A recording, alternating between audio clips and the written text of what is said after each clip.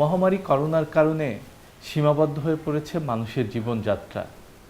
আর এই ক্ষেত্রে সবচেয়ে সীমাবদ্ধ হয়ে রয়েছেন এই সমাজের গুণীজন এবং বিশিষ্ট ব্যক্তিরা। এদের মধ্যে রয়েছেন শিল্পী, রাজনীতিবিদ, খেলোয়াড়। কিন্তু সাধারণ মানুষ সবসময় জানতে চান তারা কেমন আছেন। আর সেই বিষয়টি মাথায় রেখে আমরা একটি অনুষ্ঠানের আয়োজন করেছি, যাতে মুখোমুখি হব এই গুণীজনদের। এমনই একজন গুণীজনের মুখোমুখি হচ্ছে আজ, যার নাম আবিদুর রেজা জুয়েল। এই করোনার মধ্যে কেমন আছেন? ধন্যবাদ আপনাকে প্রশ্নটি করার জন্য। এখন ভালো আছি, কিন্তু করোনার মধ্যে আসলে তো সব কিছু ভালো নেই। তো সামষ্টিকভাবে ভালো না থাকলে সবসময় তো ভালো বলা যাবে না। অনেক মানুষ কষ্টে আছে। তারপর গত 2 বছরে আমরা অনেককে হারিয়েছি, আমাদের আত্মীয় স্বজন, বন্ধুবান্ধব, কাছের মানুষ, বাংলাদেশের অনেক গুণীজনকে হারিয়েছি। সেগুলো মিলিয়ে বললে তো ভালো থাকার কথা না, কিন্তু এমনিতে আমি শারীরিকভাবে ভালো আছি। Thank you for asking. শিল্পী হিসাবে কেমন আছেন? সব কিছুই তো সীমাবদ্ধ হয়ে রয়েছে। শিল্পীদের আমার সাথে অন্য মানে একদম প্রতিনিয়ত যারা গান করেন, মানে গানের শিল্পীর কথা যদি বলেন, বা প্রতিনিয়ত যারা পারফরমেন্স করেন, যারা ফুল টাইম মিউজিক করেন কিংবা ফুল টাইম আর্ট করেন, তাদের খুব বাজে অবস্থা।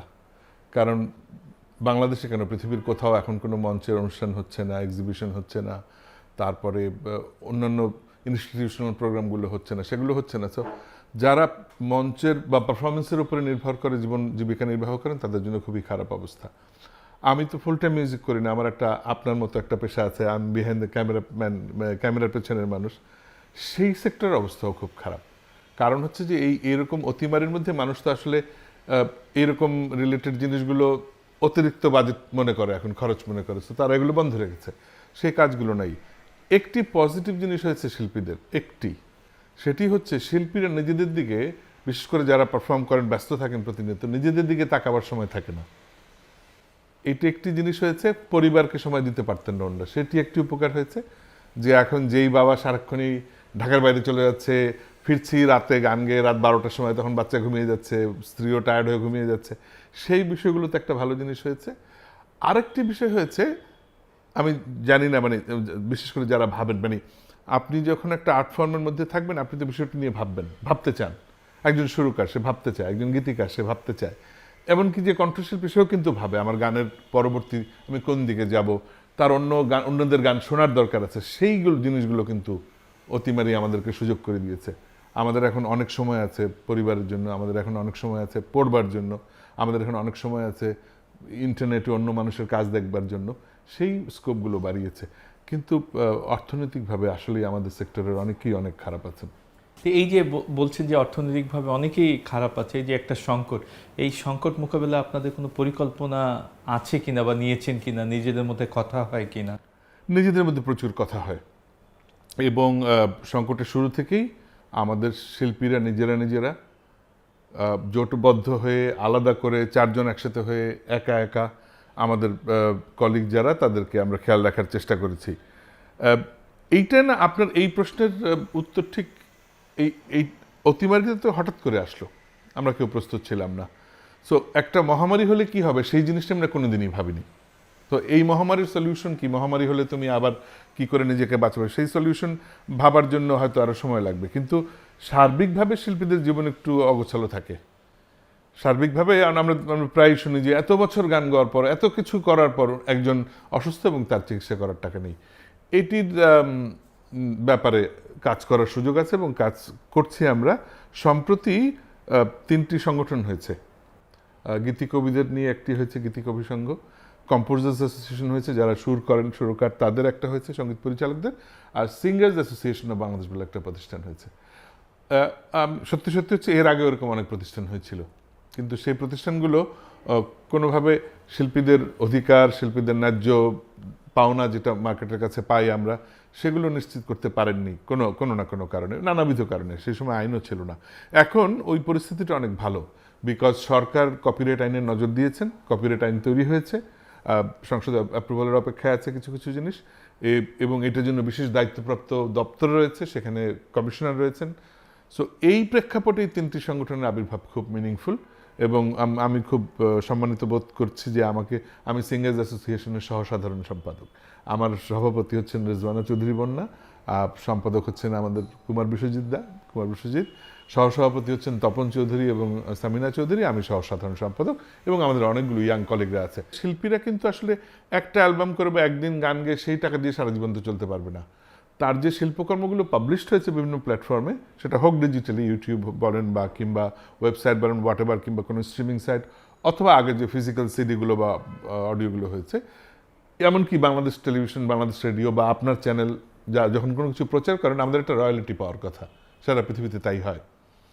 মানে আমরা এখন যখন বলি এই দেশে গান শেষ, কেউ কিনে না, তখন কিন্তু বিয়ন্সে, ম্যাডোনারা প্রতিদিন সকালে তাদের অ্যাকাউন্টে $1 মিলিয়ন পাচ্ছে, বিকজ আজকেও 1 কোটি লোক অ্যাপল মিউজিক থেকে তার গানটি শুনেছে বা নামিয়েছে। সো এই যে টেকনোলজিক্যাল ডিফারেন্সটা, এটা আমাদের প্রযোজকরা কোনোদিন, যারা এতদিন অডিওর ব্যবসা করেছেন, তারাও নজর দেননি। আর শিল্পীরা নিজেদেরকে আমরা তো একটু আগোছালো এটা বলে তাদের নিজেদের দায়িত্বও তারা পালন করেনি। সরকার এই আইনটাকে এখন একদম প্রপারলি পাবলিশ করে সবগুলোকে নিয়মের মধ্যে আনতে চান। এই 3টি সংগঠন যাদের কথা বললাম, তারা এখন এই বিষয়টাতে জোটবদ্ধ হয়েছি। আমরা একদম মানে এই আইনটি প্রপার হওয়ার, পাবলিশড হওয়ার ক্ষেত্রে, মানে কার্যকর একদম কাছাকাছি কার্যকর হওয়ার ক্ষেত্রে, এটার পরে শিল্পীদের আয় বেড়ে যাবে। এমনকি এর মধ্যে বিমার পরিকল্পনা আছে শিল্পীদের জন্য আলাদা, সেটা তাকে একটা দীর্ঘস্থায়ী সমাধান দেবে। এমনকি একটা আবাসিক এলাকার প্রকল্পের আলোচনা আছে এর মধ্যে। সো আমার ধারণা পরিস্থিতি পরিবর্তন হবে, কিন্তু মূল বিষয়টিতে আমরা কখনো নজর দিইনি, এটা আমাদের খুব বড় ভুল। প্রযুক্তি কিন্তু সবসময় আপনাকে, দিন পরিবর্তনের পরে প্রযুক্তি আপনাকে তার একটা সমাধান দেয়, ওটা নিতে হবে, সেটা আমরা নেই কেউ। যে ভালো লাগলো, তারপরেও আপনারা ঐক্যবদ্ধ হচ্ছেন, সহকর্মীদের পাশে দাঁড়ানোর আপনাদের একটা চেষ্টা দেখতে পাচ্ছি, এই জন্য ধন্যবাদ। তো যদি আমরা একটু এবার আপনার কথা শুনতে চাই, আপনার শৈশব কৈশোর। I was born in 1968. আমার বাবা একজন ব্যাংকার ছিলেন। উনি তখন সিলেটে তার পোস্টিং ছিল। আমার গ্রামের বাড়ি, আমাদের নানা বাড়ি, দাদা বাড়ি দুটোই বরিশালের মুলাদি হচ্ছে আমাদের থানা। আর ওই মুলাদিতেই আমার নিজের গ্রাম পাতারচর, আমার মায়ের গ্রাম হচ্ছে তেরোচর, সব চর। বরিশাল ওই অঞ্চলে তো সব ধান নদী খাল, এগুলো জানেন। আমাদের এলাকাগুলোর নাম শেষে চর, আমাদের ফরিদপুর, মাদারীপুর। অ্যাবসলিউটলি। তাহলে তো আপনি জিওগ্রাফিটা জানেন। চর অঞ্চল এবং চর দিয়ে নামগুলো বেশি, সবগুলো ওইরকম নাম। তো আমার বাবা তখন সিলেটে কাজ করতেন, উনি ব্যাংকে ছিলেন। তো সে কারণে জন্মাবার পর থেকে আমি কয়েক বছর কাটিয়েছি আমি সিলেটে, শ্রীমঙ্গল অঞ্চলে, শ্রীমঙ্গল, হবিগঞ্জ, এইসব অঞ্চলে। মুক্তিযুদ্ধের সময় আমরা শ্রীমঙ্গলে ছিলাম, ওইখানেরই গ্রামে আশ্রয় নিয়েছিলাম। আমার বাবার বন্ধুদের বাড়িতে আমাদের কেটেছে। তারপরে আমার পরবর্তী স্বাধীনতার পরে আমরা 74-এর পরে আমরা চলে আসি বরিশাল অঞ্চলের দিকে। আব্বা আবার ট্রান্সফার হয়ে আসেন, কারণ ততদিন আমার দাদা দাদিও বয়স্ক হয়েছেন। সেই সূত্রে আব্বা বরিশালের দিকে চলে আসেন। এরপর বরিশালের বিভিন্ন ছোট ছোট শহরে ব্যাংকারদের একটা মুশকিল আছে, কিন্তু এই 1 বছর পরই ওনাদের ট্রান্সফার হয়। সো আমি মোট আমার 2টা প্রাইমারি স্কুল, 3টা হাই স্কুল, 2টো কলেজ, এরকম বিভিন্ন জায়গায় এই করতে করতে আমার শৈশব কৈশোর কেটেছে। তবে গানের ব্যাপারটা এর মধ্যে যদি, সেটা হলো আমি যখন ক্লাস 2তে পড়ি, তখন বাবা আমাকে প্রথম বলেন যে তুমি এটা করতে পারো। মানে এটা গল্পটা একটু অন্যরকমের। মানে অনেকের গল্প হচ্ছে যে বাবা মারা চায় না গান করো, আর আমি হচ্ছে গান করতে হবে। আমার জন্য উল্টা ছিল। মানে আমি পড়ার জন্য যেরকম মার খেয়েছি, আরবি পড়ার জন্য যেরকম মার খেয়েছি, গান গাচ্ছি না কেন, সকালে প্র্যাকটিস করি না কেন, ওই জন্য মার খেয়েছি। তো এইরকম করতে করতে বরিশাল, আমি ইন্টারমিডিয়েট অবধি বরিশাল অঞ্চলেই ছিলাম, বিভিন্ন জায়গায়, ফাইনালি বরিশাল শহরে। এর মধ্যে নলছিরিতে ছিলাম, ঝালকাঠি ছিলাম, গৌরনদীতে ছিলাম, বিভিন্ন জায়গায় ছিলাম। তো আমার ভিত্তি তৈরি হয়েছে ওই এলাকাতেই। এরপরে আমি গান শিখেছি ঝালকাঠিতে মনির হোসেন মিন্টুর কাছে, বরিশালে শিখেছি নুরুল আমিন চৌধুরীর কাছে। ওনারা সবাই স্থানীয়ভাবে খুব সঙ্গীতের গুণী মানুষ। এগুলো করতে, আর আমি আপনার ধরনের ক্লাস 6 থেকেই আমি বিভিন্ন ধরনের সংগঠনে জড়িয়ে গেছিলাম। এই স্কাউট বলেন, রেড ক্রসের, যুব রেড ক্রস বলেন, বিএনসিসি বলেন, যা চারিদিকে যাই, কবিতা আবৃত্তি লিখতে হবে, তারপরে হামনাদ গাইতে হবে, সেটাতেও আছি, গান গাইতে হবে, কবিতা পড়তে হবে, উপস্থাপনা করতে হবে। সেগুলো সব শুরু হয়েছে ছোটোবেলায়। খেলাঘর, মুকুল, চাঁদের হাট, কিছু বাদ দেয়নি, সব কিছুতেই ছিলাম। এবং আমার বাবা মা সেগুলো উৎসাহিত করেছেন। সো এক ধরনের এরকম সাংস্কৃতিক পরিমণ্ডলে সাংস্কৃতিক কর্মকাণ্ডের ভেতর দিয়ে যে মোটামুটি ম্যাচিউরিটির মাঝামাঝি জায়গায় এসে আমি ইন্টারমিডিয়েটের পরে 87-এ আমি আই কেম টু ঢাকা। ততদিনে আমার সাংগঠনিক অভিজ্ঞতা হয়েছে, ততদিনে আমার গান গাওয়ার আমি রেডিওর আর্টিস্ট হয়েছি ততদিনে। সো ওই ধরনের একটা জায়গা তৈরি করেই আমি 87-এর অক্টোবরে ঢাকায় সেটেল করি। প্রথম অ্যালবামটা কবে বের হয় এবং তারপর মানে কি প্রেক্ষাপটটা যদি একটু বলেন। আচ্ছা, তো ওই যে বললাম 86-এ আসলাম, তো 87-এ আসলাম ঢাকায়। আসার পরে টিএসসি বেস যে সাংস্কৃতিক কর্মকাণ্ড, আমি ঢাকা কলেজে পড়তাম, আমি ঢাকা ইউনিভার্সিটির স্টুডেন্ট নই, আমি ঢাকা কলেজের স্টুডেন্ট। সো গ্র্যাজুয়েশনের জন্য ঢাকা কলেজে ভর্তি হলাম, কিন্তু আমার সমস্ত অ্যাক্টিভিটি ছিল বিশ্ববিদ্যালয় কেন্দ্রিক। সেই সূত্রে বিশ্ববিদ্যালয়ের যত সাংস্কৃতিক কর্মকাণ্ড তার সাথে আমি ঢাকা পদ্ধতির সাথে জড়িত ছিলাম, তারপরে বর্তমান শিল্পী গোষ্ঠীর সাথে জড়িত ছিলাম, সময় শিল্পী গোষ্ঠীর সাথে জড়িত ছিলাম। আমার খুব কাছের বন্ধু হচ্ছেন শিমুল মোস্তফা, আমাদের প্রিয় আবৃত্তিকার। সে আমাকে 90-এর দিকে বলে যে তোর 90 আন্দোলনের শেষে, স্বাধীনতাবিরোধী আন্দোলন শেষ, মোটামুটি আমরা সেটেল করছি, সেই মুভমেন্টে আমরা প্রচুর গান করেছি, প্রচুর অ্যাক্টিভলি পার্টিসিপেট করেছি। তো উনি একদিন বললেন যে তুই এত ভালো গান গাস, তোর অ্যালবাম হওয়া দরকার। আমার অনেকদিন থেকে ইচ্ছে ছিল, যদি আমি স্বপ্ন তো আমি দেখতাম এই শিল্পী হিসাবে, যে যদি আমার অ্যালবাম বের হয় তাহলে সেটা সুরকার এবং সঙ্গীত পরিচালক হবেন আইয়ুব বাচ্চু। এটি আমার মধ্যে স্বপ্ন ছিল, আমি যখন বরিশাল ছিলাম তখন থেকেই। কারণ আমি জানি না আপনার মনে আছে কিনা, তপন চৌধুরীর যে প্রথম অ্যালবামটা বেরিয়েছিল, যেটার মধ্যে পলাশ ফুটেছে, শিমুল ফুটেছে, এই গানগুলো ছিল, সেই গানের পুরো মিউজিক ডিরেকশন কিন্তু বাচ্চু ভাই। কয়েকজনের সুর আছে, ওনারও সুর আছে, কিন্তু পুরো মিউজিক কম্পোজিশন কিন্তু, মিউজিক প্রোডাকশন কিন্তু বাচ্চু ভাই। ওই তখনকার সময় ওই গান, ওই রকম সুর, ওই রকম কম্পোজিশন, আমার মনে তো এটাই বেস্ট। মানে এটা কে করছে? আচ্ছা, বের হলো আইয়ুব বাচ্চু করছেন। আইয়ুব বাচ্চুকে, যিনি সোলসের একজন সদস্য এবং উনি চমৎকার গিটার বাজান, হিজ এ সুরকার, কম্পোজার, এবং উনি গানও করেন। সো আমি কিন্তু সেই আগের থেকে বাচ্চু ভাইয়ের প্রেমে পড়ে আছি। ফলশ্রুতিতে শিমুল মোস্তফা যখন ইনিশিয়েট করলেন, আমি আমার আর এক বন্ধুর মাধ্যমে বাচ্চু ভাইয়ের সাথে পরিচিত হলাম এবং উনি আমাকে অ্যাকসেপ্ট করলেন, বললো হ্যাঁ তোমার গান আমি করব। সেইভাবে 91-এ আমার অ্যালবামের কাজ শুরু হলো। তার মানে বাচ্চু ভাইয়ের সঙ্গে আপনার অনেক স্মৃতি, আমরাও জানি, দর্শকরাও জানেন যে আপনার আর বাচ্চু ভাইয়ের মধ্যে, আইয়ুব বাচ্চুর মধ্যে খুব ঘনিষ্ঠ সম্পর্ক ছিল। কারণ হচ্ছে যে যেই লোকের নির্দেশনায়, যেই লোকের তত্ত্বাবধানে আপনি 110-15টা গান করেছেন, মানে তার সাথে তো আপনার সংসার করার মতো, মানে আর কি বাকি। বিকজ আমাদের মান, অভিমান, রাগ, দুঃখ সব কিছু, মানে হয় না, ঝগড়াঝাটি, চলে যা, তোর গান আর করবো না, তোর মুখ আর দেখতে চাই না, এরকম থেকে শুরু করে তোর জন্য বসে আছি, ভাত খাবো না তুই না আসলে, কান্নাকাটি, জড়ায় ধরা, 3 দিন কথা না বলা, সব কিছু, সব ধরনের স্মৃতি আছে ওনার সাথে। এখন নেই, ভাবলে কেমন লাগে?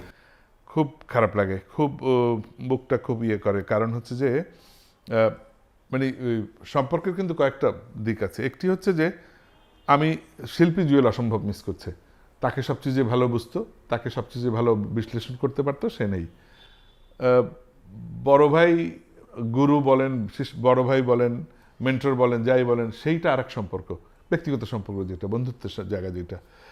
এবং ওনার সূত্রে তো ওনার পুরো পরিবারের ভালোবাসা পেয়েছি। ওনার মা, ওনার স্ত্রী, ওনার সন্তানেরা, ওনার ভাইরা সবাই আমাকে খুব ভালোবাসা, স্নেহ দিয়েছেন। এখনও তাদের সাথে আমার সম্পর্ক অসম্ভব ভালো। এই একটা তো হলো যে আমার মতো করে আমাকে বুঝে গান করার একটা সবচেয়ে বড় লোকটি চলে গেলেন। সো সেটি একটা। আরেকটি হলো যে আমি যে জায়গাটা আমার কষ্ট হয় সেটা হলো যে এরকম মানুষদের ক্ষেত্রে পৃথিবীতে কি হয়, ওনারা যখন ওদের নিজস্ব ক্যারিয়ারটা শেষ করেন, বাচ্চু ভাই কিন্তু যখন মারা গেলেন তখনও মাসে 15টা-20টা শো করেন। তা আমরা কিন্তু বলতে শুরু করেছিলাম তার কয়েকদিন আগে থেকে যে আপনি 20-25 বছর ধরে কনস্ট্যান্টলি মঞ্চে 2.5 ঘন্টা 3 ঘন্টা করে প্রতিদিন গান করেন, এটা তো শরীরের জন্য, এটা কারা নিতে পারেন? যারা আবার সারাদিন বাকি সময়টা পুরোটাই জিমে কাটায়। মানে আপনি সন্ধ্যায় টোলটা দেবেন, প্রতিদিন সন্ধ্যায় আপনি, বিকালবেলা আপনি 2.5 ঘন্টা 3 ঘন্টা এরকম মাথা ঝাঁকিয়ে এরকম রক গান করবেন, তাহলে সকাল থেকে আপনাকে জুস, বুকডন, ব্যায়াম এগুলোর মধ্যে থাকতে হবে, ফিটনেসে। সেগুলো তো আমাদের কেউ করেন না, বাচ্চু ভাই করতেন না। এবং তার হার্টের সমস্যা ছিল, তার আগে উনি অসুস্থ হয়েছেন। তো আমরা খুব কাছের লোকরা বলতে শুরু করেছিলাম 2-3 বছর আগে থেকেই, আপনি কমান, আপনি বন্ধ করেন। তো উনি খুব মাইন্ড করতেন তাতে। উনি বলতেন আই এম অ্যান আর্টিস্ট, আমি গান গাইতে গেতেই মরে যাব, আমাকে এগুলো বলবি না। ইনফ্যাক্ট ঝগড়া হয়েছে আমার সাথে, কেন আমি বন্ধ করবো। তা আমি বলতাম যে আপনার শরীর এখন নেবে না, আপনি অসুস্থ হয়ে যাবেন, আপনার গলা আরও প্রেশার নিতে অসুবিধা হচ্ছে। উনি সেগুলো মানতে চাইতেন না। আমার যেটা দুঃখ হয় সেটা হচ্ছে যে এরকম গুণী মানুষরা যখন তাদের ব্যক্তিগত কমার্শিয়াল ক্যারিয়ারটা শেষ করেন এবং খেলার রিটায়ারমেন্ট হয় না, যখন তারপরে না ওনার এতদিনের অভিজ্ঞতা, এতদিনের এই জার্নি থেকে উনি যে আর্ন করেছেন এবং নিজের জ্ঞানের সাথে মিলিয়ে উনি যে শিখেছেন সেটা মানুষকে সোসাইটিকে দিতে শুরু করেন। সে কারণেই আপনি সমাবর্তন উৎসবে পুরনো প্রেসিডেন্টকে পান, বড় অভিনেতাকে পান, যারা তাদের অভিজ্ঞতাটা ইয়াংদের মধ্যে ছড়িয়ে দিতে চায়। বাচ্চু ভাইয়ের এরকম অনেক কিছু দেয়ার ছিল। আমি একটা অন্য ধরনের কথা বলি। আমাদের বন্ধু শাখাওয়াত টিপু এই প্রসঙ্গটি অবতারণা করেছেন তার লেখা, এবং আমি he is so right. Bachchu ভাইকে শুধু একজন গিটারিস্ট, একজন সিঙ্গার, একজন কম্পোজার, একজন ব্যান্ড আর্টিস্ট, একজন রক আর্টিস্ট হিসেবে ইয়ে করলে চলবে না। তার একটা সোশ্যাল কন্ট্রিবিউশন আছে, এক ধরনের চে গুয়েভারাদের মতো। লম্বা চুল, গিটার এবং তোমার মনের ভেতরের কথা, এই তিনটি শব্দকে যদি আপনি আলাদা করে নেন, তার একটা ফিলোসফিক্যাল কন্ট্রিবিউশন আছে সোসাইটিতে। লক্ষ লক্ষ ছেলে মেয়ে, আপনি হাজার হাজার ছেলে মেয়েকে আপনি বাসে রাস্তায় পাবেন একটা গিটার নিয়ে ঝড় বৃষ্টির মধ্যে হাঁটছে। সবকিছু শেষ হয়ে যাবে কিন্তু গিটারটা ছুটবে না কাদের থেকে। This has started from Ayub Bachchu. Ayub বাচ্চুই সারা বাংলাদেশের ছেলে মেয়েদেরকে স্বপ্ন দেখিয়েছেন, you can have a guitar as your partner, as part of extended part of your body, you can talk with him. ও তোমার দুঃখ, দ্রোহ, যন্ত্রণা, ভালোবাসা, কাব্য প্রতিভা সব কিছুর সঙ্গী হবে। এই যে পুরো সোসাইটিতে এটা হিউজ কন্ট্রিবিউশন, হিউজ কন্ট্রিবিউশন। বাকি ছিল ওনার একাডেমিক নলেজগুলো ট্রান্সফার করা। ওনার গানের সেই তুমি গানের প্রথম লাইনের অর্থ আপনার কাছে মনেই হতে পারে যে প্রেমিকাকে বলছে, বাট এই গানের বিশাল কন্ট্রিবিউশন আছে সোসাইটির সাইকো গঠনে, মানুষ গঠন। একটা ছেলে বামে যখন হাত খুলে চিৎকার করে গায়, ও কি ধারণা আপনার শুধু প্রেমিকের সাথে কথা বলে? ওর ভেতরকার যন্ত্রণা নিয়ে কথা বলে, ওর ভিতরকার দুঃখ বের করার জন্য কথা বলে, ও সোসাইটির সাথে ওর ক্লাশ নিয়ে কথা বলে, ও এই সমাজে ও কি চেঞ্জ করতে চায় সেটা নিয়ে কথা বলে। সো ওনার গিটার, ওনার এই গান, এগুলোর যে সামাজিক কন্ট্রিবিউশন আছে, সেই বিষয়টার ইনস্টিটিউশনালাইজেশন হতে পারতো এখন থেকে। উনি যেই বয়সে গেছিলেন, উনি এখন বিভিন্ন জায়গায় যাবেন, ফোরামে কথা বলবেন, ওনার একটা কলেজ হবে, ওনার একটা স্কুল হবে, সেখানে আমাদের বাচ্চারা শিখতে যাবে, উনি তাদেরকে নলেজটা ট্রান্সফার করবেন, উনি বই লিখবেন, উনি কোনো টেলিভিশন প্রোগ্রামে জাজ হবেন যেখানে ভবিষ্যতের মিউজিশিয়ানরা তৈরি হবে। এরকম অনেকগুলো জায়গাতে মঞ্চের ব্যস্ততার বাইরে ওনার সময় দেওয়ার সুযোগ ছিল। উনি আরও অনেক চমৎকার গান রেকর্ড করবেন, বিকজ ওনার এখন স্টেজের প্রতিনিয়ত জার্নি করো, চিটাং যাও, জার্নি করো, বগুড়া যাও, এগুলো নাই। এই জায়গাগুলো যখন শুরু হতে পারতো তখন চলে গেলেন উনি। এইটা আমার সবচেয়ে মনে হয় যে বড় লস। এই লসটা কাটিয়ে ওঠা কি যায় না, সেটা নিয়ে ভেবেছেন? অবশ্যই যায়। সময় মানে পৃথিবীর কোনো কিছু তো কারো ভ্যাকুয়াম থাকে না। আয়ুব বাচ্চু নেই, ওনার অভিজ্ঞতাটা আমরা পেলাম না, ওনার কাছ থেকে জ্ঞানটা পেলাম না, কিন্তু নিশ্চয়ই আমাদের আরো অনেক গুণী মিউজিশিয়ান আছে, আসবে, এখন আছেন, কাজ করছে, আমাদের তরুণদের মধ্যে তৈরি হচ্ছে। ব্যাকেট তো থাকে না, খালি তো কিছু পৃথিবীকে আমাদের পুরো সিস্টেমটাতে কোনো কিছু বাকি রাখে না। নিশ্চয়ই আছে, নিশ্চয়ই করা যাবে, কিন্তু ওনার সরাসরিটা পেলাম না আর কি। মানে একজন আয়ুব বাচ্চু আপনাকে মিউজিক নিয়ে কথা বলবে, তার অভিজ্ঞতা তো আমি বলতে পারবো না, আমারটা আমার মতো করে হবে, ওনাকে পেলাম না। অবশ্যই নিশ্চয়ই তারপরে বাংলাদেশের সঙ্গীত এগিয়ে যাচ্ছে, যাবে, আরও ভালো ভালো মানুষ আসবে ভবিষ্যতে। হয়তো আমরা বাচ্চু ভাইয়ের ইন্সপিরেশন থেকে কাউকে কাউকে পাবো যারা ওনাকেও ছাড়িয়ে যাবেন, হতেই পারে সেটা। কিন্তু ওনার ওই core knowledge of Ayub Bachchu আমরা মিস করলাম। হকার গানটা আপনার মনে আছে? শেষ রাতে ডাক্তারের কথা আপনার মনে আছে? এমনকি আপনি মাধবী গানটার কথা বলেন, এরকম প্রত্যেকটা গান, রিটায়ার্ড ফাদার আছে এরকম। তারপরে এরকম আমি মানে আপনি যদি গান ধরে ধরে ভিতরকার লাইন বের করেন, খুব সহজে তরুণ সমাজের সাথে কমিউনিকেট করার জন্য, মানে আপনি পত্রিকা একটা 200 লাইনের একটা এসে লিখলেন, আর এরকম একটি পাওয়ারফুল গান দিলেন, কোনটা বেশি কাজ করবে? গানটা বেশি কাজ করবে। তো ওনার সারা জীবনে উনি যত গান করেছেন তার মধ্যে এরকম এই ধরনের অসংখ্য গান ছিল। সেই গানগুলোর বিচ্ছিন্নভাবে কারো ফোনে, কারো হেডফোনে, কারো ওয়াকম্যানে, কারো প্রেমের ক্ষেত্রে, কারো ব্যক্তিগত যুদ্ধের ক্ষেত্রে, কারো একটা ছেলেটা হতাশ হয়ে গেছে, সেই হতাশা থেকে ফেরত আসতে, কারো সমাজের এইসব অন্ধকার আর আলোর ডিফারেন্স বুঝতে, অনেকভাবে মানুষকে হেল্প করছে। এই যে কন্ট্রিবিউশনগুলো অ্যানালাইসিস হওয়া, এই কন্ট্রিবিউশনের প্রেক্ষাপটে ওনার থেকে আরও জ্ঞান আহরণ করা, সেই সুযোগটাই হয়নি আর কি। উনি আর কিছুদিন যদি আল্লাহ ওনাকে বাঁচিয়ে রাখতেন, তাহলে হয়তো এই জিনিসগুলো আমাদের এই জেনারেশন পেত। আয়ুব বাচ্চুর অনেক কথা বললেন আপনার সঙ্গে, তার যে স্মৃতিগুলো। তো আপনি বললেন যে আপনাকে তিনি অনেক পছন্দ করতেন। কেন পছন্দ করতেন আপনাকে? এই প্রশ্নের সঠিক উত্তর তো উনি বেঁচে থাকলে উনি দিতে পারতেন, কিন্তু আমার যেটা মনে হয় এই গানের বা যে কোনো আর্ট ফর্মেরই আপনি যখন এক্সচেঞ্জ শুরু হয়, এক ধরনের গুরু শিষ্যের ব্যাপার শুরু হয়, তখন গুরুদের একটা ইয়ে থাকে, মানে দৃষ্টিভঙ্গি থাকে যে আপনি গুরুর প্রতি সমর্পিত কিনা, মানে আনকন্ডিশনাল লয়ালিটি আছে কিনা। এইটা যখন থাকে তখন গুরু তার পুরোটা দিতে শুরু করে ওই শিষ্যকে। তো possibly I manage to show it to him যে আমি আপনার উপরে বিশ্বাস রাখি, আমি আপনার এই কাজের প্রতি শ্রদ্ধা রাখি এবং আমি আপনার ভালোটা নিতে চাই। সেইভাবে বোধহয় সম্পর্কের শুরু। প্রথমে তো একদম প্রথমে নিশ্চয়ই আমার গলাটা তার সম্ভব মনে হচ্ছে যে ওকে এই গলাটা ভালো, ওকে নিয়ে কাজ করা যাবে। তারপর কাজ করতে করতে করতে করতে হয়েছে। তো আমার ধারণা ওই যে আপনাকে বললাম যে একটা কানেক্টিভিটি ছিল, যে উনি বুঝতে পারতেন জুয়েলের জন্য এইটা করলে ভালো, আবার আমি বুঝতে পারতাম উনি এখন এইটা আমার জন্য এই কারণে করছেন, এটা দরকার।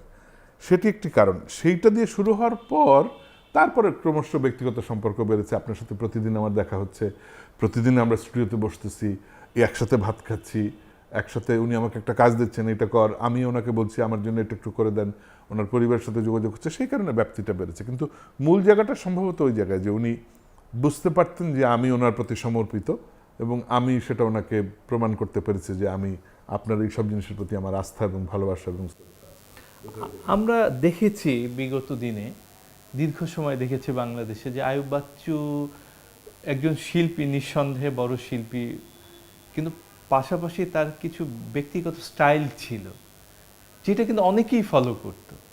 তা আপনি তার আমি তো ফলো করছি না, লম্বা চুল তো আমি ওনার থেকেই শুরু করেছি। কানে দুল পরা, লম্বা চুল, হাতে এগুলো সব বাচ্চা হয়ে দিয়ে অনেকেই ফলো করতো। গিটারে গান হ্যাঁ গাওয়া, হ্যাঁ, গিটার নিয়ে ঘোরা। এই বিষয়গুলো যদি একটু বলেন আপনি। না, সেটাই বললাম যে এইখানে একটা আপনি দারুণ কথা বলেছেন। সেটা হচ্ছে যে এমনিতে জেনারেলি রক স্টারদেরকে সবাই ফলো করে, জেনারেলি ইয়াং শ্রেণী ফলো করে, রক পছন্দ করার লোক এবং শ্রোতা আছে। তো সেই একটা জায়গায় বাংলাদেশের ক্ষেত্রে কিন্তু বাচ্চু ভাই রকস্টারের ইমেজ বিল্ড আপে ওনার একটা বিরাট কন্ট্রিবিউশন আছে। At the same time he kept the phenomena যে রকস্টার একটু আলাদা হয়, রকস্টারদের অনেক কিছু প্রকাশ করে ভঙ্গি আলাদা হয়, কিন্তু উনি বাঙালিত্ব থেকে বের হননি। তো উনি একটা ডেফিনেশন ক্রিয়েট করলেন বাংলাদেশি রকস্টারের একটা সেপারেট, যে রকস্টারকে আপনার বাবা ফেলে দিতে পারবে না, খালি বলবে যে ওই লম্বা চুল রাখে কেন, তো এই পর্যন্ত, কিন্তু বলতে পারবে না যে খবরদার এর গান শুনতে পারবে না, এরকম বলতে পারবে না। বিকজ ওনাকে এই আয়ুব বাচ্চাকে ওনার ছেলের মতোই মনে হচ্ছে, খালি একটু লম্বা চুল রাখছে, কিন্তু এই ছেলে আদাব জানে, কায়দা জানে, সালাম দেয়, মারে নিয়েও গান গায়, বাবাকে নিয়েও গান গায়, তার গানের কথার মধ্যে আমাদের সুর আছে, ভাটিয়ালিও আছে, ক্লাসিক্যালও আছে। এবং এই যে ইসের মানে একটা ইন্টারন্যাশনাল ট্রেন্ডকে ভেঙে বাংলাদেশি রকস্টারের একটা ইমেজ তৈরি করো না, বাঙালি মানে অ্যাকসেপ্টেবল বাঙালি রকস্টার, এইটা কিন্তু বাচ্চুকের কন্ট্রিবিউশন, যেটা শুরুটা হয়েছিল আজম ভাইয়ের কাছ থেকে। He was very influence by the Azam Bhai. Azam ভাই আর বাচ্চুবের মধ্যে কিন্তু এরকম আইকনিক আর কোনো ক্যারেক্টার নাই। স্বাধীনতা, মুক্তিযুদ্ধ, সেই সময়কার সামাজিক জিনিসগুলো আজম ভাইকে একটা ক্যারেক্টার দিল, আমরা আজম খানকে পেলাম। তার কয়েকজন বন্ধু বান্ধব ছিলেন, ফকির আলমগীর, ফেরদৌস ওয়াহিদ, পিলু মমতাজ, ফিরোজ শাহ। এরপরে মাঝখানে কিন্তু আমাদের জেনারেশন আবার যেভাবে শুরু হলো, সেইখানে কিন্তু আর কেউ নাই। বাচ্চু ভাই এসে কি করলেন, ওই পুরনো জায়গাটাকে নিয়ে আর ওয়ার্ল্ড কনটেক্সটে একজন রকস্টার কীরকম হয় সেখান থেকে নিয়ে একটা বাংলাদেশি রকস্টারের ক্যারেক্টার তৈরি করলেন। যে এতগুলো মানুষ তার গান থেকে, তার হেয়ার স্টাইল থেকে, তার কথাবার্তা থেকে, তার লাইফস্টাইল থেকে ইন্সপায়ার্ড, এটা বিশাল কন্ট্রিবিউশন। আমি তো ইভেন্ট ম্যানেজমেন্টও করি, আবার টেলিভিশন প্রোডাকশনও করি, প্লাস গান গাই, সবই করি। তো আমি কিন্তু বাচ্চু ভাইয়ের অনেক অনুষ্ঠানের উপস্থাপক এবং অর্গানাইজার ছিলাম। উপস্থাপক যখন থাকতাম তখন ইভেন টেলিভিশনেও উপস্থাপনা প্রায় উনি আমাকে ওনার গানে টেনে নিতেন হঠাৎ করে, তুই আয়, তুই গা। তো সেই রকম ক্ষেত্রে যেই গানটি আমরা সবসময় করতামই, অবধারিতভাবে একটি গানের সময় উনি আমাকে ডাক দিতেন। আমি দর্শক হিসেবে থাকলেও ডাক দিতেন, হয়তো আমি সামনে বসে আছি কিংবা আমি উপস্থাপনা করছি তাও ডাক দিতেন। অনেক সময় আমার অর্গানাইজড ইভেন্ট, আমি দৌড়াচ্ছি পিছনে, হঠাৎ করে বললে আমাকে উনি জুলু ডাকতেন, জুলু কই, এই জুলু আয়, তুই আমার সাথে গাবি। তো তখন যে গানটি আমরা প্রায় করতাম, সেই গানটি খুব মনে পড়ছে, উনি বাজাতেন এবং আমি গাইতাম, সেই গানটি করি। এখন অনেক রাত, খোলা আকাশের নিচে জীবনের অনেক আয়োজন আমায় ডেকেছে, তাই আমি বসে আছি দরজার পাশে,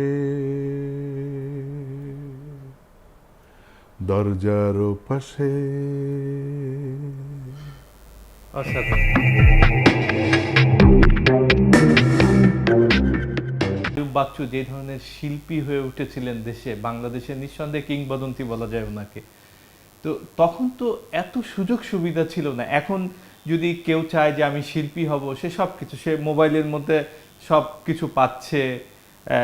পাশাপাশি তথ্য প্রযুক্তি যেভাবে অগ্রসর হচ্ছে, তখন আপনারা বা আইয়ুব বাচ্চুরা তো সেটা পাননি। সত্যি সত্যি পাইনি, কিন্তু সেটা এক ধরনের পজিটিভ ছিল, জানেন তো। সেটা হচ্ছে যখন আপনি কিছু একটা আবিষ্কার করতে চাইবেন, সেইটার জন্য আপনার মনের ভিতরে ঠিকই ভালোবাসা থাকবে বা প্যাশন থাকবে, তখন এই ধরনের অবস্ট্রাকলগুলো আপনাকে আরো ক্রিয়েটিভ করে তোলে। মানে আমাদের জীবন রক্ষাকারী ওষুধ বলেন, সায়েন্সের শুরু করতে থেকে, জিজ্ঞাসা থেকে, এটা কি হবে, এটা নাই, আচ্ছা নাই কেন, তাহলে কি করতে হবে, সেইভাবেই তো একটা জিনিস আসে। শিল্পীদের ক্ষেত্রে ওইরকম স্ট্রাগল একটুখানি বোধহয় দরকার। মানে খুব সহজে পেয়ে গেলে সব কিছু, কারাওকে ট্রাক রেডি, আপনার বাসায় মাইক্রোফোন রেডি, আর লাইভে চলে যাওয়া যাচ্ছে। কোথায় আগে কোটি টাকা খরচ করে টেলিভিশনে লাইভ করতে হতো, আমরা স্যাটেলাইট থেকে সিগন্যাল নিয়ে এসএনজি ইউনিট দিয়ে এত কিছু। আর এখন আপনি বসলেন, আপনি যেখানেই থাকেন না কেন, গ্রামে গঞ্জে, যেখানে পাহাড়ে নদীতে, আপনি লাইভে চলে গেলেন। এই জিনিসগুলো অনেকখানি ইয়ে করে। এই কারণে আপনি দেখবেন যে কোয়ালিটেটিভ আর কোয়ান্টিটেটিভ এই জায়গার যে দ্বন্দ্ব সবসময়। এখন প্রচুর শিল্পী হয়েছেন, প্রচুর লোক ফেসবুকে লাইভ করছেন, গান করছেন, কিন্তু সবাই আইয়ুব বাচ্চু হতে পারছেন না। তো ওই অভাবের, আপনি যেটা বললেন যে এত কিছু ছিল না, বাচ্চু ভাই গিটার শেখার জন্য মানে বার্মিজ একজন গুরুকে ধরেছিলেন, যে ভদ্রলোক বার্মা থেকে এসেছে বলে মনে করা হয়। তো আপনি চিন্তা করতে পারেন, মানে এই প্যাশনটা তো আপনার থাকতে হবে। তো সেই কারণে আমার মনে হয় ওনাদের যে কম ছিল সেটা ভালো ছিল। ওনাদের এত থাকলে আমরা হয়তো ওনাকে এইভাবে পেতাম না। আমি তো মনে করি স্ট্রাগল সবসময় একজন অনুসন্ধিৎসী মনকে বা একজন আবিষ্কারককে বা একজন শিল্পীকে আরো পরিণত এবং নিজস্ব চরিত্রে যেতে সাহায্য করে। তখন আপনি যা তৈরি করলেন এটা আপনার। সো সেই ক্ষেত্রে ওইটা ভালোই ছিল মনে হয়। এখন এই সবকিছু হাতের কাছে পেয়ে যাওয়া হয়তো ওই জিনিসটা করতে দিচ্ছে না। আপনার শৈশব শুনলাম, কৈশোরের কথা শুনলাম, আপনার সঙ্গীতের যে গুরু তার কথা শুনলাম, এবার আপনার বর্তমান ব্যক্তিগত জীবনের কিছু কথা আমাদেরকে যদি জানান। আমি আসলে ঢাকায় যখন আসি বরিশাল থেকে, আমি আপনাকে বলেছি যে আমি ততদিনে গান করি, নাটক করি, উপস্থাপনা করি, সব কিছুই করি, সংগঠন করি। তো আমার ইচ্ছে ছিল যে আমি এই সেক্টরেই ফুল টাইমার হব। কিন্তু ঢাকায় আসার পরে যখন আমার এই প্রথম অ্যালবাম বের হলো 92 সালে, এই অ্যালবাম বের হওয়ার পর আমি আর্ট ফর্মে, আপনার আর্টিস্টিক জিনিসটাকে বাজারে বিক্রি করার, কমোডিটিতে কনভার্সনের জায়গাটা এসে উপস্থিত হলাম। এতদিন কিন্তু ইউনিভার্সিটিতে গান গাচ্ছি, হলে গান গাচ্ছি, কোনো কোনো প্রোগ্রামে বড় ভাইরা 500 টাকা, 1000 টাকা, 2000 টাকা দিচ্ছে কি দিচ্ছে না, কোথায় অনেক টাকা দিচ্ছে, কেউ দিচ্ছেই না, কেউ হাত বলে গাওয়া নিচ্ছে, বন্ধুর বোনের গায়ে হলুদে গাচ্ছি, টাকার প্রশ্নই ওঠে না। আবার গায়ে হলুদে গাচ্ছি আর একজনের অপরিচিত, সেখানে কিছু টাকা পাওয়া যাচ্ছে। সো দ্যাট ওয়াজ এক ধরনের, ইট ওয়াজ এ ফান জার্নি। আমরা একবার মাইক্রোবাসে করে, আমি আমার যে বন্ধুরা আমার সাথে বাজাতেন তাদের নিয়ে বেরোয় যাচ্ছি, একসাথে 5টা-6টা শো করেও ঢাকায় ফিরছি। এই রংপুর গেলাম, রংপুরের পর দিনাজপুর, দিনাজপুর থেকে ঝিনেদা করে আবার কুষ্টিয়া, এইসব করে, এরকম। ইট ওয়াজ ফান। কিন্তু যখন আমার অ্যালবাম বের হলো, তখন আমি মূল বাজার স্ট্রাকচারের সাথে আমার পরিচয় হলো, যে what is market economy, what is বাজার কি বলে। তখন আমি এইসব টান পাইতে শুরু করলাম, এইরকম গান খায় না, এরকম গান চলে না, এরকম ছবি তুলতে হবে, অমুকরে দিয়ে গান লেখাইতে হবে, অমুকরে দিয়ে সুর করাইতে হবে, নাইলে চলবে না। এই অ্যালবামে এই যে ক্রাইসিস, এইটা প্রতিষ্ঠিত শিল্পীদের বা যারা প্রফেশনালি গান করেন তাদের জন্য একটা বিরাট ক্রাইসিস। তো সেই ক্রাইসিসটা তখন আমাকে, আমি নিতে পারিনি। I was not very able fighter against it. Bachchu ভাইরা নিয়েছেন, বিশ্বদা নিয়েছেন, তপনদা নিয়েছেন, কনক চাপা নিয়েছেন, সাবিনা আপা নিয়েছেন, রোনা আপা নিয়েছেন, হাদি ভাই নিয়েছেন, বাপ্পা নিয়েছে, হাবিব নিয়েছে, সবাই নিয়েছে। আমি নেইনি। আমি সেই সব এখন মাঝে মাঝে মনে হয় এটা বোকামি করছি, আমার ফাইটটা চালিয়ে যাওয়া উচিত ছিল। আমার মনে হচ্ছে দূর, আমি গান বিক্রি করতে যাই যদি এত আপ ডাউন এত দরদাম করতে হয় তাহলে আমি গান বেচবো না। Then I decided to start a separate career, that is আপনারা আজকে যেটা করছেন। আমি কিন্তু এইরকম ক্ষোভ থেকে রাগ থেকে আমার এই জিনিসটার সাথে আমার আলাপ ছিল, অডিও ভিজুয়াল জিনিস। আমার ছোট বয়সী ছোট মানে কি কলেজ লাইফে আমার চাচাতো ভাই উনি মারা গেছেন, আলামিন ভাই, ওনার একটা ভিডিও ক্যামেরা ছিল। সো উনি আমাকে এই টেকনোলজিটা শিখিয়েছিলেন যে আর ভিডিও ধরলেই রঙিন ছবি ওঠে, শব্দ রেকর্ড হয় এবং চলমান ইমেজ। সো এটার প্রতি আমার এক ধরনের ফ্যাসিনেশন ছিল। যখন গানের বিক্রির জায়গাটাতে আমি দেখলাম যে আরে আমি তো এটা আমি নিতে পারছি না মানসিকভাবে, আমার ভালো লাগছে না, বাধ্য হয়ে অমুকের সুরে গাইতে হবে, এটা ভালো লাগছে না, নকল সুরে গাইতে হবে, তখন ভাবলাম যে আচ্ছা এইটার তো ক্যারিয়ার পার্সপেক্ট ভালো। সো আমি এইটাকে পেশা হিসেবে নিই আর গানটাকে নেশা হিসেবে রাখি। এর ফলশ্রুতিতে মানুষ আমাকে চেনে উপস্থাপক গায়ক হিসেবে, সাধারণ মানুষ, কিন্তু আসলে আমার bread and butter doesn't come from this. আমার গান বাজনা থেকে আমার জীবন চলার টাকা আসে না, আমার চলার টাকা আসে আমার প্রোডাকশন থেকে। আমি ক্যামেরার পিছনে কাজ করি, আমি বিভিন্ন অনুষ্ঠান নির্মাণ করি, বিভিন্ন টেলিভিশন প্রোগ্রাম নির্মাণ করি, আমি ইভেন্ট ম্যানেজমেন্ট করি, ডকুমেন্টারি ফিল্মস তৈরি করি, সেগুলো দিয়ে আসে। তো সেইটাই আসলে আমার লাইফ। আপনি যেই লাইফের কথা জিজ্ঞেস করলেন, তাহলে আপনার শিল্পীর বাইরেও আপনার আরো কিছু সত্তা আমার রয়েছে। অ্যাবসলিউটলি দুইটা মেজর সত্তা আছে।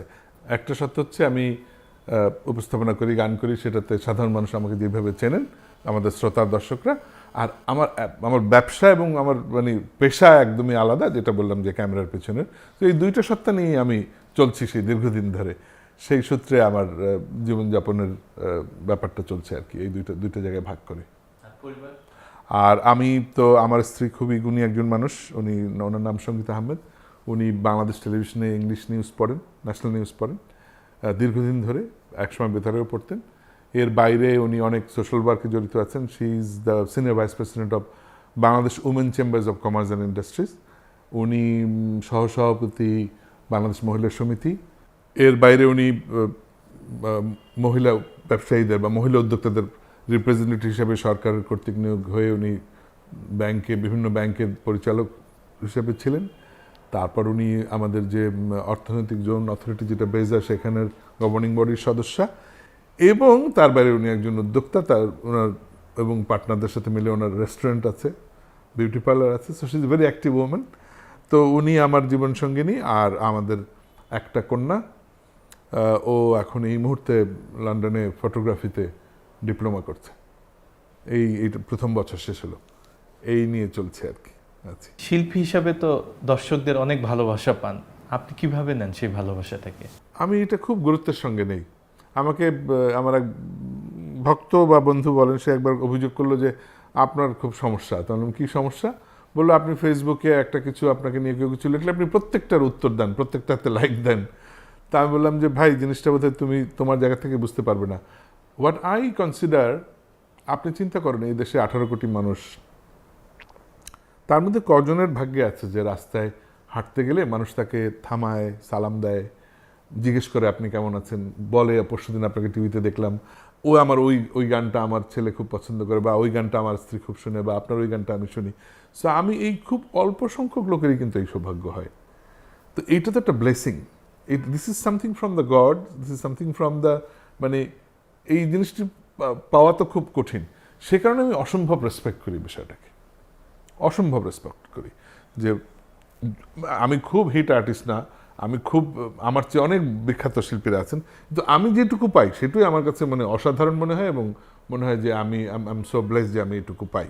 সে কারণে আমাকে যারাই নক করেন, আমাকে যারাই লেখেন, কিংবা আগে ফিজিক্যালি যারাই আমার কাছে একটা অটোগ্রাফ নিতে আসতো, কিংবা রাস্তায় দাঁড়িয়ে কথা বলতে চাইতো, সে কোন শ্রেণীর, কোন কোনো কিছুই আমি বিবেচনা না করে এদের সবার সাথে চমৎকার করে ভালোভাবে আলাপ করার চেষ্টা আমি সারা জীবনই করেছি।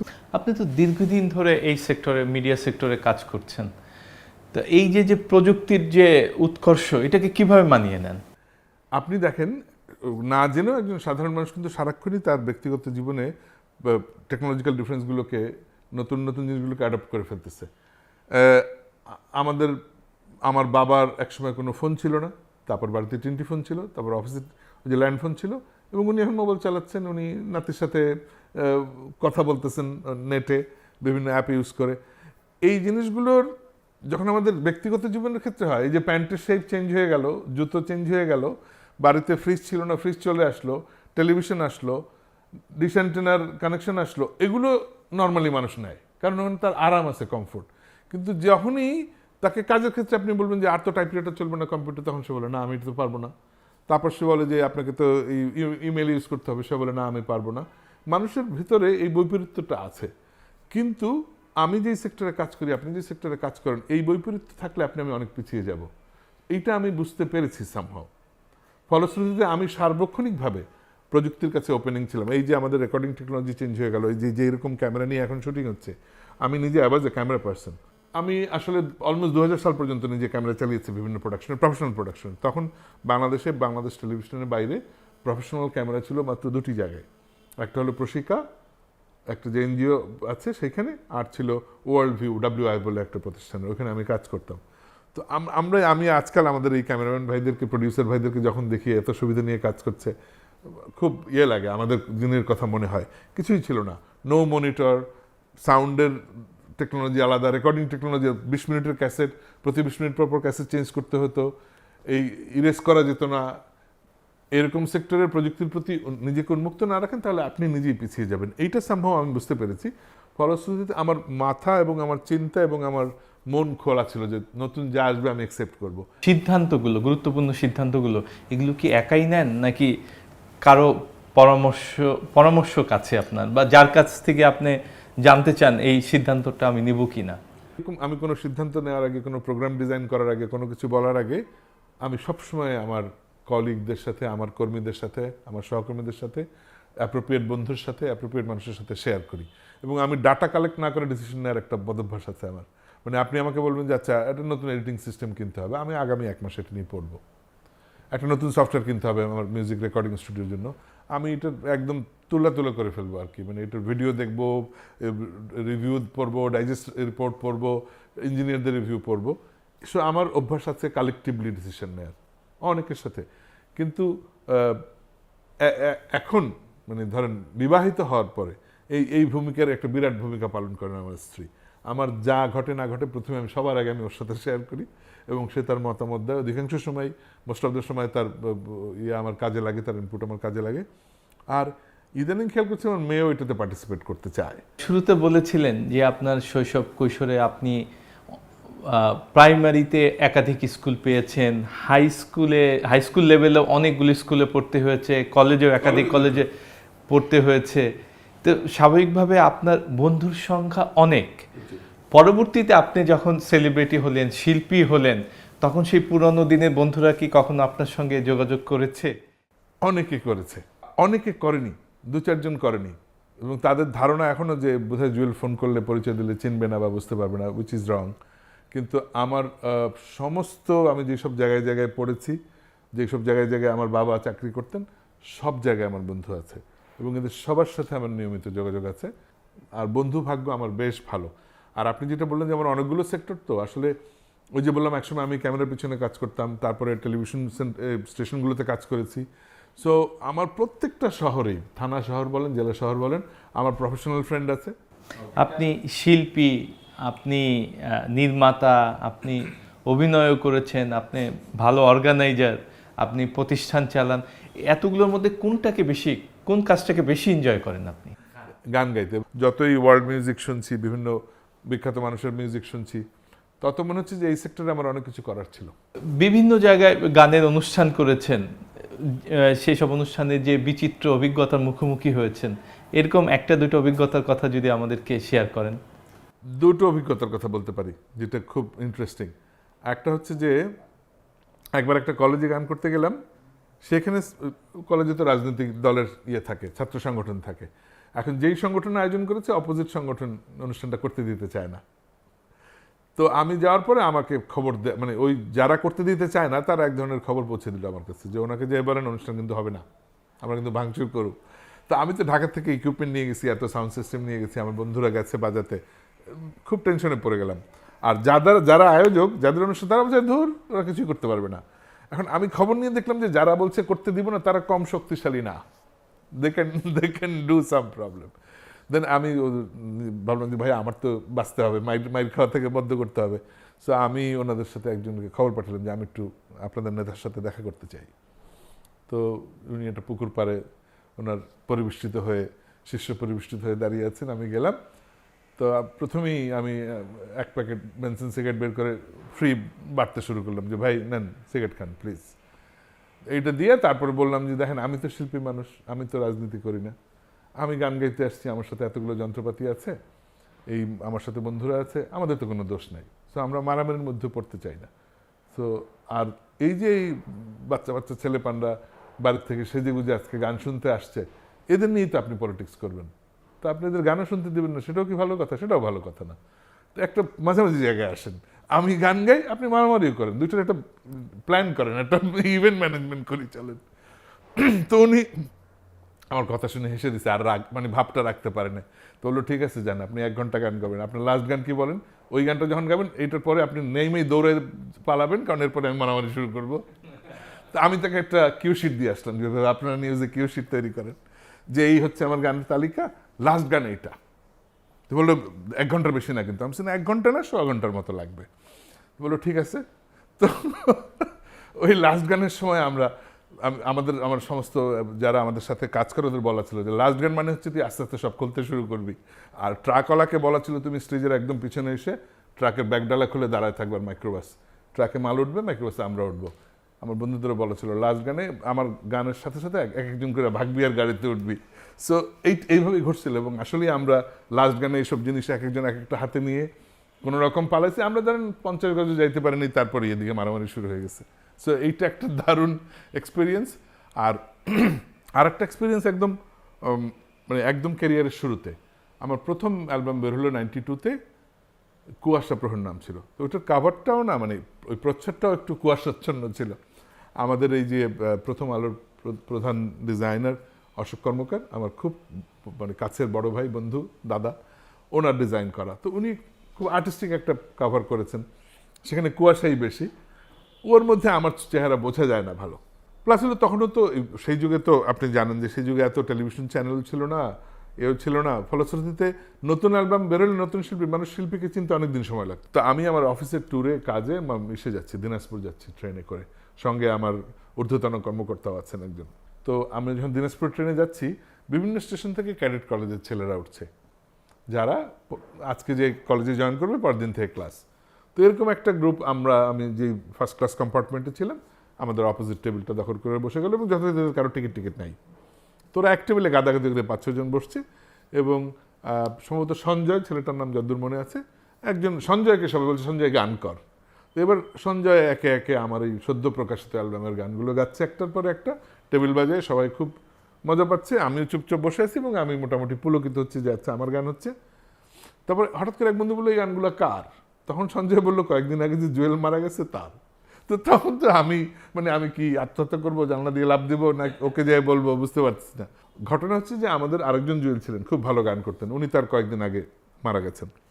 তো ওই যে ওই কাভারের ছবিটি ভালো করে দেখেনি, এই ছেলে ধরে নিচ্ছে এইটা ওই জুয়েল ভাইয়ের গান। আর এদিকে তো আমার একদম বুক ফেটে যাচ্ছে, মানে আমার গান এতক্ষণ ধরে তুই গাচ্ছিস, বাট আর এখন তুই বলতেছিস এটা আরেকজনের গান। এখন আমি ঠিক বুঝতেছি না ওকে আমি এটা কেমনি কনভে করবো, মানে লজ্জা লাগে না, মানে যাই বলবো এই তুমি ভুল গাইছো, এটা তো বলা যায় না। তো এর মধ্যে যাই হোক কোনো এক কারণে ও কিছুক্ষণ পরে ছেলেটা টয়লেটের দিকে গেল। তাহলে আচ্ছা এই একটা সুযোগ, এখানে তো বন্ধুরা আছে, ওইখানে তো একলা, ওইখানে যে ওরা ধরবো গেটে। তো আমি গেলাম, ও টয়লেট থেকে দরজা বেরোর পরে আমি বললাম যে আপনি খুব ভালো গান করছেন, চমৎকার হয়েছে গানগুলো, কিন্তু গানগুলো আসলে ওই জুয়েলের না। তো বলে কার? কোন জুয়েল? তাহলে সেটা একটা নতুন জুয়েল, আপনি ক্যাসেটের কাভার ভালো করে দেখছেন? বলে ভিতরে তো দেখি না, উপরে দেখছি, একটা ছবি আছে, বোঝা যায় না পরিষ্কার। আমি ভিতরে ভালো করে দেখেন, ক্যাসেট কাভার আসছে? বলে হ্যাঁ ক্যাসেট তো আমার ব্যাগে। আমি ভালো করে দেখেন, এটা আরেক জুয়েল, নতুন একটা জুয়েল। বলে ও আচ্ছা, তখন তো ও জানে না। তো ও চলে গেছে। এবার আমি বাথরুমে গেছি, আমি টয়লেটে গেছি, টয়লেট থেকে আমি বেরিয়ে দিকে দরজায় দাঁড়ায় আছে, ভাই ভুল হয়ে গেছে, মাফ করে দেন। আমি বুঝিনি এটা তো আপনি, কারণ তো এসে তখন ভিতরে স্ল্যাবটা খুলে ভিতরের আরো যে ডিটেল ছবিগুলো দেওয়া আছে এটা দেখলো। So it was very funny moment. আর এদিকে ও এটা যাই, যখন আমার বন্ধুদের বলছে যে এইটা হচ্ছে এই জুয়েল, তখন ওর বন্ধুরা চলে আসছে, ভিড় হয়ে গেছে, কথা বলতেছে, জুয়েল ভাই থাকেন, যায়েন না। আর আমার যে কর্মকর্তার সঙ্গে ছিলেন উনি ভাবছে আমার সাথে এই বাচ্চাদের গ্যাঞ্জাম লাগছে, উনি এই কি হয়েছে, ছাড়ো ওকে, ছাড়ো। মানে পুরো বিষয়টাই ওয়াজ ভেরি ফানি এক্সপিরিয়েন্স, খুবই মানে আমি সবসময় এটা মনে হয়, আমি জানি না সেই সঞ্জয় এখন কোথায় আছে। এই করোনা যদি, অবশ্যই আজ হোক কাল হোক করোনা চলে যাবে, আবারও যদি সেই পরিবেশ আসে আবারও কি গান গাইবেন? গান একবার আপনি গাইতে শুরু করলে ইউ ক্যানট স্টপ। যেটা আপনি করতে পারেন, আপনি রেকর্ডিং আর্টিস্ট হিসেবে নিজেকে বন্ধ করতে পারেন, আপনি প্রফেশনালি গাওয়া বন্ধ করতে পারেন, আপনি হাজার মানুষের সামনে গাওয়া বন্ধ করতে পারেন, কিন্তু গান নিজেকে নিজে গাইতেই হবে। আমরা এতক্ষণ শুনলাম দেশের অত্যন্ত পরিচিত মুখ, আমাদের প্রিয়জন বিশিষ্ট শিল্পী আবিদুর রেজা জুয়েলের নানা অজানা কথা। আমরা আগামীতেও দর্শক আপনাদেরকে জানাবো বিভিন্ন ক্ষেত্রের বিভিন্ন গুণীজনদের অজানা কথা এবং তাদের সম্পর্কে বিস্তারিত। সবাইকে ধন্যবাদ। চোখের ভেতর স্বপ্ন থাকে, স্বপ্ন বাঁচায় জীবনটাকে, তুমি আমার স্বপ্ন হাজার, বুকেরই নিঃশ্বাস, তোমায় নিয়ে যায় কি ধরা, বাজির কোনো তাস। চোখের ভেতর স্বপ্ন থাকে, স্বপ্ন বাঁচায় জীবনটাকে, তুমি আমার স্বপ্ন হাজার, বুকেরই নিঃশ্বাস, তোমায় নিয়ে যায় কি ধরা, বাজির কোনো তাস।